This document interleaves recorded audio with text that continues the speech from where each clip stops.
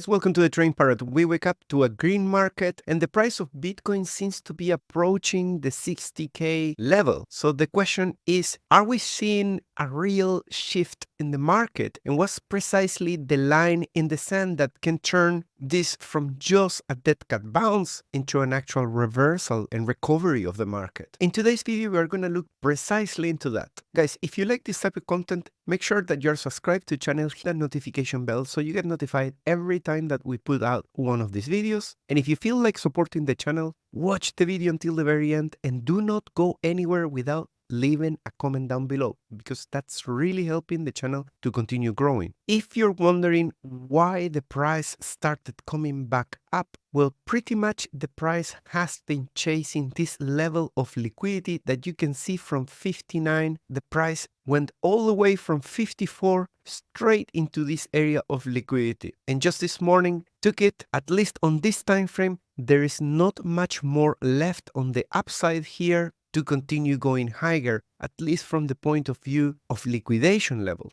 This data comes from the lower time frames, but if we look into the 4-hour, we're gonna see as well why the price came from 72 all the way to take this level of liquidity. At the same time, we have to recognize that we are leaving behind at the 51 and at the 48K two massive chunks of liquidity, which are not as big as what we are seeing at the top end. We're gonna have to see whether this double bottom formation that we have completed with a breakout and a potential retest, which we are seeing right now, is going to be able to continue going higher. I'm looking into two things that are extremely important. First of all, we broke down below this trend line on the daily, went down to 53, and so far we haven't taken those two levels of liquidity that I mentioned in the video. Instead, we are approaching back the trend line, this time from below, and so far we are seeing a rejection by the dollar. So at least what TA is telling us, that the most likely scenario is that if we continue seeing here a rejection, that we could see another dump and take at least this liquidity. Of course, nothing is guaranteed in trading and this scenario could be invalidated. So let's have a look at what do we need to see in the price for this bearish scenario to not play out. And for that, I'm going to use the RSI. And as you can see, after we have this breakout here, we've been building a channel to the upside. So the momentum on the daily currently is shifting to bullish. Worth mentioning that the weekly at the moment is bearish. I will show you more of that later in the video. So far, this structure that we are seeing here of a double bottom with a higher low looks like it's ready to shoot at the very least to the top of the range on this RSI, which is located at the moment at an RSI of around 51. An RSI of 51 in the price translates into 61.5. So that is the real resistance to break above this trend line that has kept us below it since the 5th of March. So it's pretty strong. The breakout that we have here is just a local breakout. So what the price will have to do is use this double bottom formation to push us to 51, break out above it, have a close around 53 or more, hold it there, and continue doing a move to the upside. That is the narrative for a recovery. And again, to be able to do that, we need to go above 51 on the RSI, meaning we need to get above 61.5K, and then we have to hold that 61.5K as a new level of support. Only by doing that, we start increasing the chances that there is an actual recovery. On the 4-hour, we have seen a few bullish signals, like bullish divergences from market cipher, and also a 4-hour golden entry around here. And we are within this broadening descending wedge formation. On the 4-hour, we've been testing this as support multiple times and also as a resistance around here at 63K. And at the moment, we are approaching that as a resistance located at 60K. My concern is that we are now printing a harmonic pattern of an ABCD, which means that you do something like this, A, B, C, and D, and that is your bearish signal. The price needs to continue above that to invalidate it, but this pattern tends to sell to the downside. So far, that has been selling to the downside, and partially because after we took the liquidity located at 59 in the lower time frame, which was the reason why we moved from 54 all the way to 59, right after that the price left a CME gap behind a 58.4, which is currently attracting the price to close the gap. That is what's causing right now the ABCD pattern to potentially play out and start pushing lower. Hopefully, we are going to invalidate that ABCD pattern. What we do not want to see is a rejection at 60K with further continuation to 47, because that's pretty much what we have been seeing when we test the level of resistance located at the top of this descending wedge. Worst case, we need to maintain this trend of printing higher lows until eventually we break above it. As I've been saying for quite a while, on the daily we keep accumulating the best signals, which means that the daily is due for a little bit of relief move to the upside. We have the cross-fee ratio printing signals, we have bullish divergences, we have a period of sustained underperformance on the socials from Bitcoin, and we have the shorts again for quite an extended period dominating the scene, which typically leads to delta signals like this one here or these two ones here where we saw some relief to 72K. So at the moment, I'm quite biased to see the price pushing higher. That to me is not the question. The question is how high can we sustain at this point in time when we are battling against the weekly being against us. For example, this move to the downside that has been printing higher lows and it's looking quite bullish, all it has managed to do after losing the 200 daily moving average is to come, visit it, and get rejected. We need to do more than this. We need to get above the 200 daily and start recovering some of the levels that cause big sellouts and test them as support. And from the fundamental point of view and on-chain data as well, we need to start seeing the miners closing this gap here in the hash ribbons. At the moment, it's actually going the opposite. It's opening up. To get the buy signal, we need a bullish cross in here, and all I see is that we're getting further and further away from that cross. The good news is that on the weekly, we are in the process of forming a bullish cross. We need to close like this by next Sunday. And as I mentioned, on the weekly, we have lost the momentum. We lost the support of the structure of the full bull market. The last time we tested was on September in 2023, and recently on the 17th of June, we printed this candle that moved to 56 on RSI. Right after this breakdown, we continue going lower, and this week we are kind of reversing very humbly to 49. Most investors interpret being above 50 as bullish on a weekly basis on Bitcoin. But for me, on the weekly basis, RSI, the line in the sand is not to cross below 40, 41. You can see, for example, on this bull market right here, we never cross 41. In no bull market, we have crossed below 40 and managed to recover. There's only the exception of COVID here where we went to 32 and somehow we managed to sustain that bull market. And right now we are at a level of 45, slightly higher than this 44 that we saw in September 2023. The head and shoulders is pointing to 36. So hopefully that head and shoulders is not going to play out, because getting that low will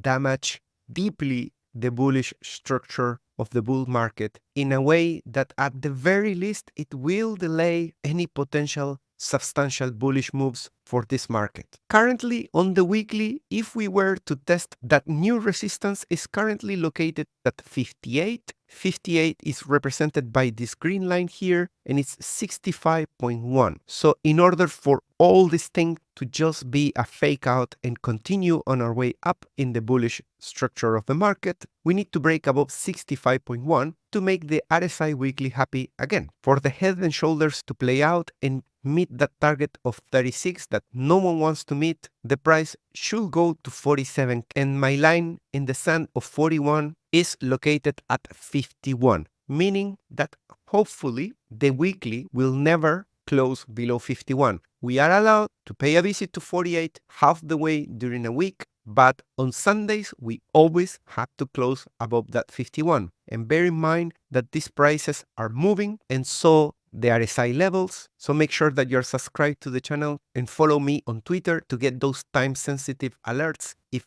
anything changes. I will let you know. I also wanted today to have a look at these descending, broadening wedges that we can see happening at this stage of the market on every single cycle. In this analysis, I'm going to put together not just this specific pattern, but also how it plays out together with the bull market support band. Let's go to 2013, and right after this halving day, we saw a rally, and this is the first overheated rally of this bull market. We made it to $267 and we started building a drawdown of almost 75%. That's pretty much a bear market within a bull market. And you can see that this shakeout is forming a descending broadening wedge. And if you want to know when are we due for the next leg up of the bull market, well, you could be using this descending broadening wedge to DCA every time that you hit the bottom of the descending wedge, even and especially when you're below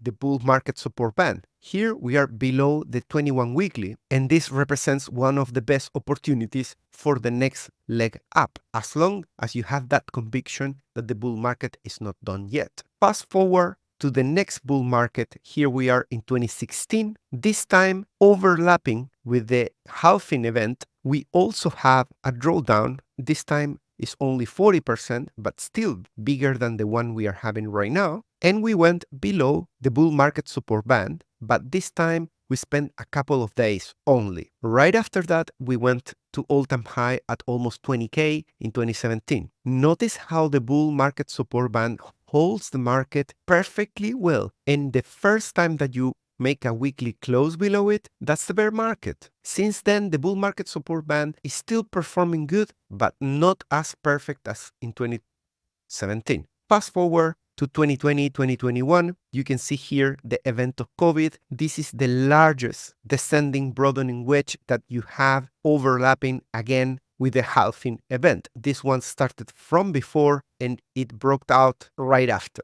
We have an overheated market that makes it to almost 14, and the bottom of the broadening wedge is at 4K. So that's a massive drawdown of 72%, multiple times below the bull market support band. There's many weeks here, like 5 or 6 weeks against 5 or 6 weeks, and again here even more, maybe 7 weeks below it. This is the impact of COVID, obviously dragging down the full top target of this bull market. And then on this area of drawdown below, we have a last leg and then the bear market. So very interesting now to see where we are. The halving event is here, so we started once again building this descending broadening wedge, and here we are below the bull market support band. Anything can happen here. We could go to this, we could break out from there, we could back down to 48K and shoot from there. It's impossible to tell. But if we were to repeat previous past performance, we should expect the bull market support band to start going sideways and the price action to flick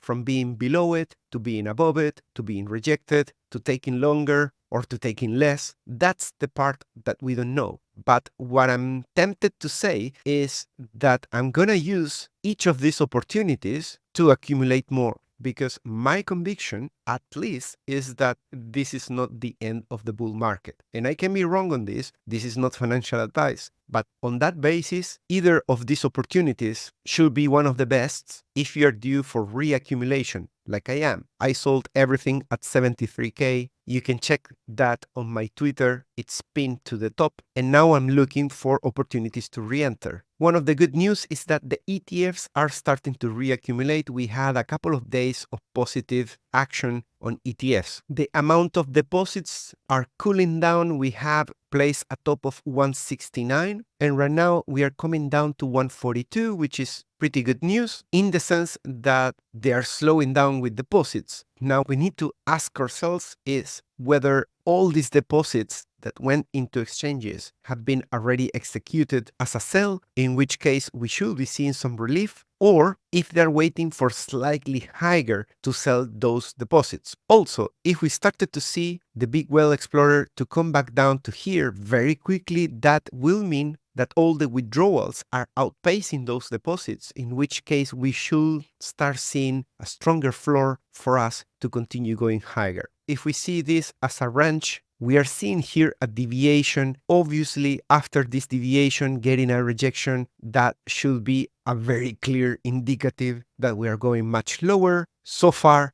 we see this rejection somewhere here. We need to see how we close the day, but seeing this breaking back into the range in here should be also very bullish. So be prepared for both scenarios. We have this one here, that one is gone. So the next one to consume is 60.5. There's nothing left in this vacuum. So price is going to decide whether the breakout from the W formation has enough momentum to get us to take that liquidity, or if this is the right place to dump it and take the liquidity below. There are some clusters here at 59.5 and 60.5, so there is enough incentive to go there.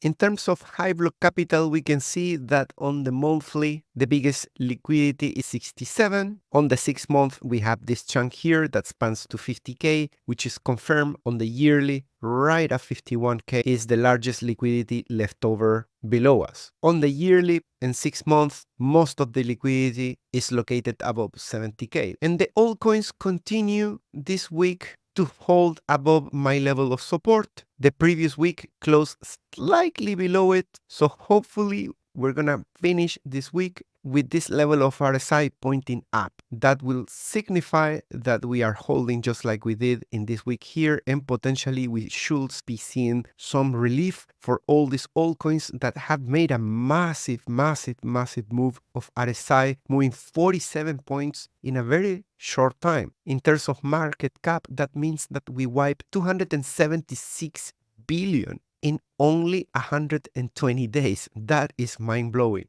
Guys, we have a new partnership with Bybit offering up to 30,000 in rewards if you sign up with my link in the description. In this partnership, and if that wasn't enough, we're also allowing people to get 70% discounts in any TTP if you use that referral and connect your Bybit account to our Discord server. If you already have a Bybit account, you can also use these instructions here to transfer to our referral if you think it's worth it. And if you do, thanks so much for that, because that will be helping to support our channel as well.